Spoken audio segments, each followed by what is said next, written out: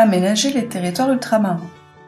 Nous allons chercher à comprendre comment l'aménagement des territoires d'outre-mer répond à des besoins spécifiques.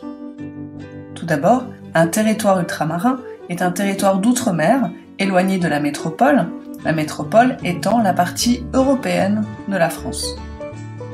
La France possède des territoires dans les 4 océans. Cela représente 2,7 millions d'habitants répartis sur 120 000 km². La France possède 5 départements et régions d'outre-mer, ainsi que 5 communautés d'outre-mer et 3 territoires à statut particulier.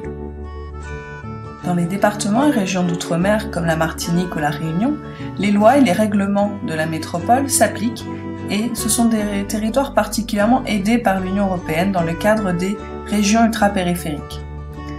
En revanche, les communautés d'outre-mer sont plus autonomes, notamment en matière fiscale et au niveau des douanes. Nous avons plus particulièrement étudié l'île de la Réunion et ses différents aménagements, notamment la nouvelle route du littoral, l'aménagement du port, mais également un certain nombre de mesures de développement durable.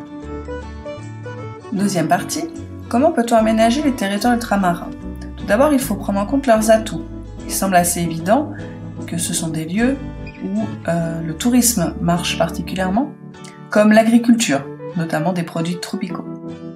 Mais ces territoires sont également soumis à de fortes contraintes. Ils sont très éloignés de la métropole, la plupart sont insulaires, c'est-à-dire que ce sont des îles, ils ont des reliefs accidentés, comme à La Réunion, des climats rudes, comme à Saint-Pierre-et-Miquelon, aussi des écosystèmes fragiles, comme en Guyane. Ils sont soumis à de nombreux risques sismiques, risques d'éruptions volcaniques, etc. Nous pouvons également souligner que ce sont des territoires peu intégrés à leur espace régional.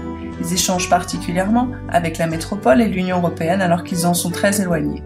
Ce sont également des territoires en retard de développement, mais qui paradoxalement sont considérés comme des îlots de richesse dans leur espace régional, ce qui crée bien sûr des problèmes d'immigration, notamment à Mayotte ou en Guyane.